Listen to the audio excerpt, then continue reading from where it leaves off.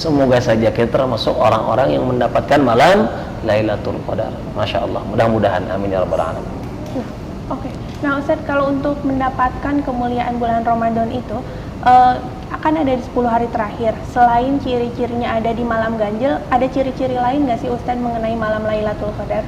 Ya sebetulnya ada yang berkaitan tentang masalah seperti alam ya, seperti cakrawala yang ada perubahan dan sebagainya. Wallahu a'lam bishawab. Tapi intinya apa yang harus kita banyak lakukan itu bahwa Rasulullah mengajarkan, ini hadis dari Siti Aisyah ya, dari Siti Aisyah.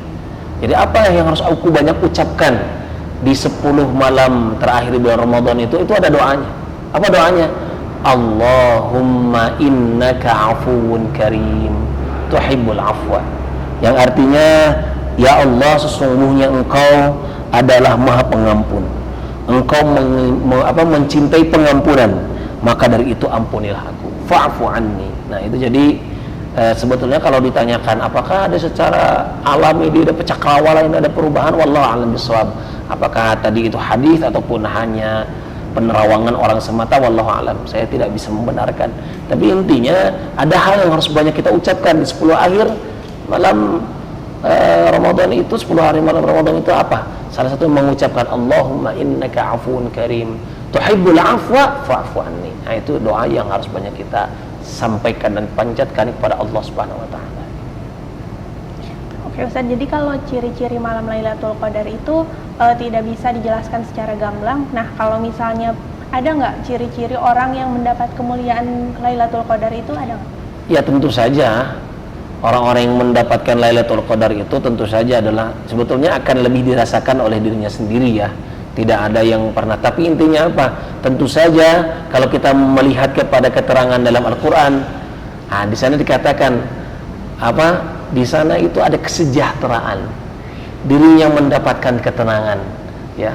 Dan keterangan ini, masya Allah, tidak akan bisa diungkapkan dengan kata-kata, kan hanya orang-orang yang tertentu saja yang mendapatkannya, yaitu orang-orang yang menghabiskan 10 malam Ramadan itu, 10 malam terakhir di bulan Ramadan itu dengan sebaik-baiknya. Nah, tentu saja dia akan mendapatkan ketenangan dalam hidupnya, lebih banyak berkah. Kemudian yang paling penting apa? Orang yang mendapatkan Lailatul Qadar, dia akan istiqomah pasca Ramadan. Ya. Jadi bukan hanya sekedar baik di bulan Ramadan, tapi pasca Ramadan dia akan jaga dengan sebaik-baiknya. Dia tidak akan sia-siakan. Karena apa?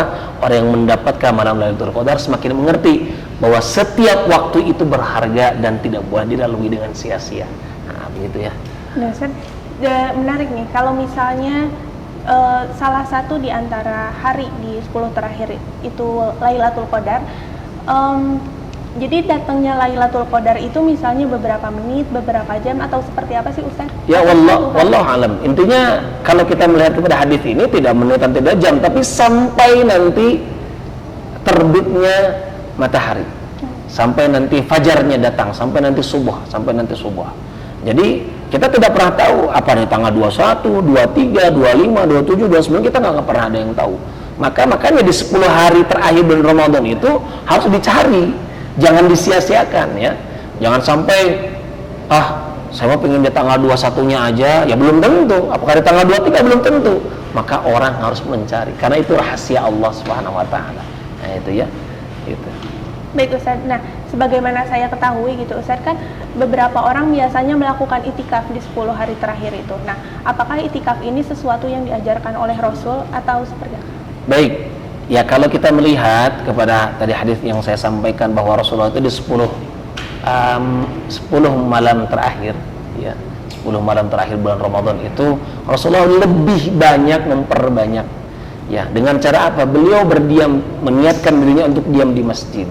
Meskipun ini banyak ada ikhtilaf juga ya, ada yang mengatakan bahwa sebetulnya i'tikaf itu kalau melihat para sahabat dahulu itu bukan di 10 terakhir bulan Ramadan saja, malam terakhir, tapi apa? Ternyata dari awal mereka sudah meniatkan diri untuk i'tikaf di masjid. Tapi intinya tentu saja i'tikaf ini harus dilakukan sesuai juga dengan kemampuan kita. Karena kan tidak sedikit orang mungkin hanya malamnya bisa, tetapi mungkin paginya harus bekerja. Nah, tentu saja i'tikaf ini tidak ada lain, marilah kita lakukan dengan berdasarkan kemampuan yang kita punya, jangan juga akhirnya terlalu memaksakan diri, tetapi minimal di malamnya kita bisa lakukan banyak-banyak beribadah kepada Allah Subhanahu wa taala. Nah, itu ya intinya dari i'tikaf. Nah, i'tikaf ini tentu saja tidak boleh di tempat yang sembarangan. Kalau i'tikaf berdasarkan pendapat para ulama harus dilakukan di masjid yang digunakan untuk ibadah sholat Jumat. Jadi nggak bisa di sembarang masjid. Contoh kalau di Unisba kan Masjid Al-Asy'ari. Kalau beberapa di kota Bandung itu di Salman, ITB ya, Masjid Istiqomah, Masjid Agung Trastio Bandung, yang dimana masjid-masjid itu digunakan untuk sholat Jumat. Kalau tidak digunakan sholat Jumat memang tidak diperkenankan. Nah, itu jadi i'tikaf ya. Kalau berbicara masalah i'tikaf. Gitu. Berarti Ustaz, i'tikaf itu telah ada sejak zaman Rasul. Sudah ada zaman Rasul. Berarti dicontohkan juga oleh Rasul dan para sahabat. Oleh Rasulullah dan para sahabat. Biasanya Ustaz dijelaskan nggak sih bagaimana Rasul dan sahabat melakukan i'tikaf kala itu? Ya, mereka banyak membaca Al-Quran ya ketika i'tikaf di masjid itu.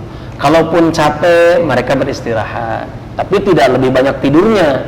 Nah, mohon maaf ya, saya melihat beberapa fenomena yang terjadi.